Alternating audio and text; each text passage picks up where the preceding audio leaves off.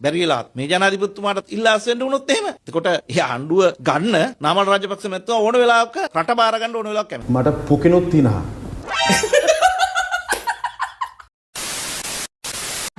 තනි දමනිය පොඩ අල්ල ගන්න පොඩ බලන්න බබ් අප්ස් මං කිව්වනේ උත්තෝ ගෙදරටලා හිටපන් කියලා.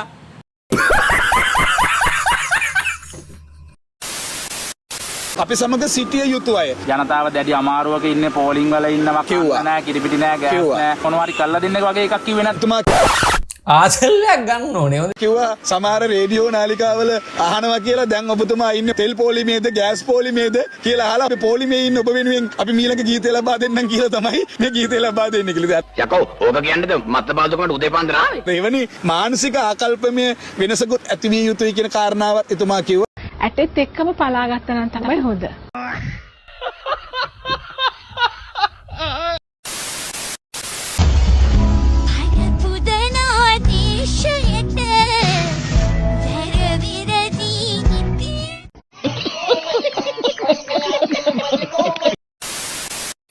මේ තියෙන ලංකාවේ ජනතාව ආකර්ෂණගත් මාධ්‍ය නාලිකා ඒකට හරි අතක් තිබ්බොත් අන්නේ නාලිකාව ඉදිරිපිට එක්ක TRC ඉදිරිපිට පළවෙනි මාරාන්තික උපවාසය ටැබ්ලට් නැතුව වාඩි වෙන්නේ අසේල සම්පත් කියන එක ඉතාමත් වක්කීවද මම ප්‍රකාශ කරනවා.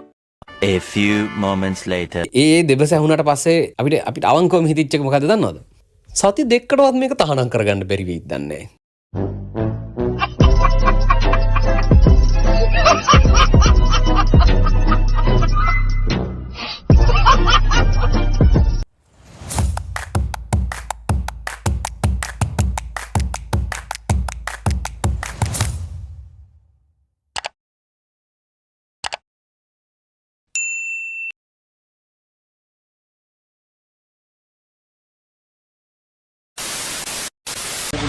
බහැලා එන්න කියන වාස්තේ. මාළිමේ තුමා ඇවිල්ලානේ. එන්න. බහැලා එන්න.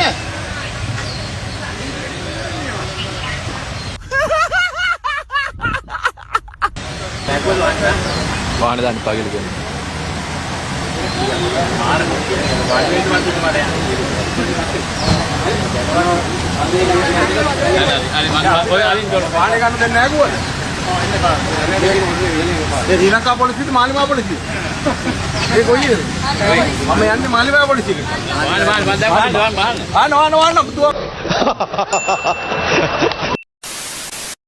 ළමයි 100 දෙනෙක් ඉපදුනොත් එයින් 3 දෙනෙක් ඉපදෙන්නේ කුහකයෝ හැටියට. ඒ 100ට 3 කිසිදු වැඩක් කරන්නේ නැහැ, රක්ෂාවක් කරන්නේ නැහැ. අනුන්ගෙන් කකා බිබී ජීවත් වෙන ගමන් ඔවුන් සිදු කරන්නේ මේ රටට වැඩ කරන, මේ රට වෙනුවෙන් කටයුතු කරන සියලු දෙනාට හොරා කීමින්, අවලාද නගමින්, බොරු චෝදනා නගමින් ජීවත් වෙන එක.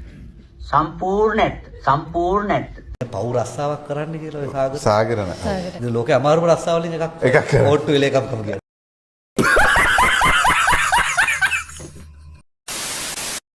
ගොඩාවේ ගෙනාපු ඒ ජනාධිපති සමාව රිවර්ස් නෝනනම් අල්ලි එළියන හිරුවෙක මේ වගේ කඩේයිද සජිත් ප්‍රේමදාසට නෑ යන්නේ නෑ 2019 සජිත් ප්‍රේමදාසගේ පරාජයට ප්‍රධාන හේතුවක් හිරුවෙක අනිවාර්යෙන් දැන් හිරුවෙක අංශක 180ක් අනිත් පැත්තලා සජිත් ප්‍රේමදාස මහත්මයා වෙනුවෙන් මේ කඩේ යන්නේ ඇවිල්ලා බැලුවම අපේ සජිත් මිනිස්සුන්ටත් පුදුමයි හැම ඕනම මොලයක් තියෙන කෙනෙක්ට තේරෙනවා මේ සජිත් ප්‍රේමදාසට ආදරේ හින්දා මේක සජිත් ප්‍රේමදාසව ජනාධිපති කරවන්න හදන්නේ මල්ලිගේ වැඩේ.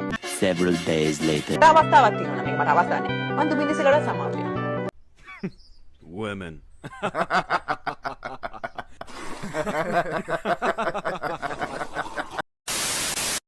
ඉත්තෑකන්දේ සද්දාතිස්ස එයා එක තැනකදී මම අහනවා තමුසේ පොරක්ද කියලා අහනවා. ඉත්තෑකන්දේ සද්දාතිස්ස කියන පුද්ගලයාට මම කියන්න ඕනේ ඔව් මම පොරක් තමයි. මේ දෙපැත්තේ වාඩි වෙලා ඉන්න ජෙනරල් හැමත් පොරවල් තමයි. හැම හමුදාවෙම ඉන්නේ ත්‍රිවිධ හමුදාපතිලා විශ්‍රාම ගියපු අය, සේවයේ ඉන්න ජෙනරල්ලා, බ්‍රිගේඩියර්ලා ඔක්කොම පොරවල් තමයි. එයා වගේ සෙරප්පුලව කන අසූචි වලක බෑගෙන් දඟලන කට්ටිය. එහෙම කරන්න එපා. පවුනේ. 104 ඉඳලා 51ට ගෙනියන්න කොයි තරම් ඡන්ද ප්‍රමාණයක් ගන්න ඕනද? අඩු ගානේ තව ලක්ෂ 65ක් 70ක් ඡන්ද එකතු කරන්න ඒගොල්ලන්ට පුළුවන්ද? ආසනයකින් ඡන්ද 35000ක් 40000ක් ඒගොල්ලන්ට වැඩි කරගන්න පුළුවන්ද? හිතන්නවත් බෑ. බෑ. ඒක ජාතික ජන බලවේගයේ කිසිසේත් අභියෝගයක් නෙවෙයි. පැහැදිලි ලෙස මේ ජනාධිපතිවරණයේදී සමගි ජන බලවේගයේ සන්දානය අපි ජයග්‍රහණය කරනවා. ඒව වෙනස්. මේව වෙනස්.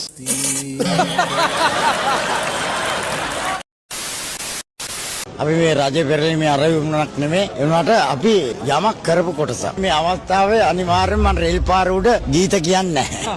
මොකද මම ඔච්චර අම්බාන්ට දැක අත්දැකීම ඒක නිසා ආරස්සිකේ තුමත අපිට අදාළ නැහැ. දෙබඩේ බෙට්ට කෙලින් බෙල්ල ගාලා ගියා කඳපයි. මේ රජ පෙරලීම තමයි සම්පූර්ණ අනුග්‍රහය. ආදර්ශයේ උපදේශ. මේ රජය ඇවිල්ලා හරිය නීති ක්‍රියාත්මක කරනවනේ. ඉතින් හොඳයි 100% ඒක කොච්චර උතුම්ද බලන්න. අනේ රත්තරන් මාමේ. ගු කප්පර කාපමිනියා පඩගඳක් ගඳක්ද කියලා කිව්වා වගේ 71 88 ව්‍යාපාරය තුල අම්මා තාත්තා බාප්පා පුංචි අම්මා නන්ද මාමා ඝාතන සමාජ උය තුල අරක්කු නෙමෙයි කැදවිව අයිස් පිව්වා කුඩු වැව්වා ටැබ්ලට් කෑවා අවුරුදු 59 මගේ තරුණත්වයට තත්ත්වෙන්න මතාව අවුරුද්දක් තියෙනවා. ඇහුන්නේ මොකද කිව්වේ? නෑ නෑ. මේ ජනතාවට අවශ්‍ය සහන ටික ලබා දෙන්න ජනතාව ගම්බිම් වලට යොමු කරන්න කටයුතු කරුතුන් හොඳයි. එහෙම නැත්නම් තාවකාලික නවාතැන් වලට යවන්න. තාවකාලික නවාතැන් වලට යවලා ඒ ජනතාව එතන ඉන්නකම් කල්ප ඉඩම් හොයන්න. හරි. Hold up. Wait a minute.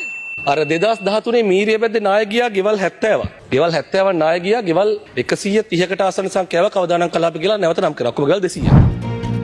කොස්ලන්ද මීරිය බැද්දවත්ත නායයි 250ක් අතුරුදන්. කොස්ලන්ද මීරිය බැද්දවත්ත නායාමෙන් ඒ ආසන්නයේ වතු නිවාසවල දිවගෙවූ 250කට අධික පිරිසක් අතුරුදන්ව සිටිනවා. එතකොට රාජපක්ෂ ආණ්ඩුවේ ආපදා කළමනාකරණ ඇමති හිටියේ මහින්ද අමරවීර.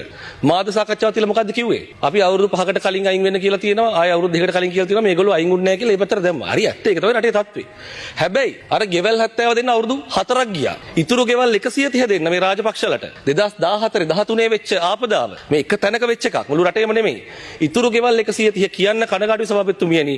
ඉතුරු ගෙවල් 130 දැන් මේ මාලිමා ආණ්ඩුවෙන් තමයි කියලා බදින කටයුතු කරන්නේ.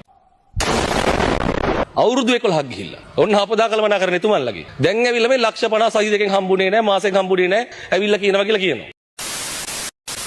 මොකද්ද කිව්වා මේ මිහින්තලේ ගියපු කතාවක් අපිත් දැක්කා.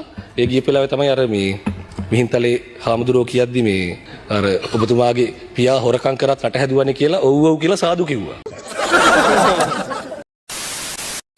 හිත ඉඳන් මේ කොළඹ නගර සභාව පාලනය කරන්නේ ඒකාබද්ධ විපක්ෂය කියන එක අපි ආණ්ඩුවට මතක් කරලා දෙන්න. මම පොරොන්දු වෙනවා ඩිසැම්බර් වෙනකොට සජිත් මහත්තයා ජනාධිපතිත් කර. ඇතිනේ ටික දැන්. හරි ඒක හේම යන්. එමින් යන්. මම කියන්නේ ඒක නිකන් එයි. අපි ගන්න ඕනේ නැහැ. ඒක දීලා යයි. ඵලයක් වෙන්න. ඔබතුමාලා මේ දේශපාලනික වශයෙන් අපේ කටවල් වහන්න තරංගුඩ ගන්න හොරගම් කිය මේ අපේ පස්සේ දුවන ගමන් අර පිප්පකොට් න්‍යාය ඔබතුමාලා ගෑය තමයි පිප්පකොට් එක ගහලා තියෙන්නේ. ඒ හින්දා කරුණාකරලා රටේ සංස්කෘතියට හෙළ සංස්කෘතියට අත තියන්න ලෑස්ති වෙන්න එපා.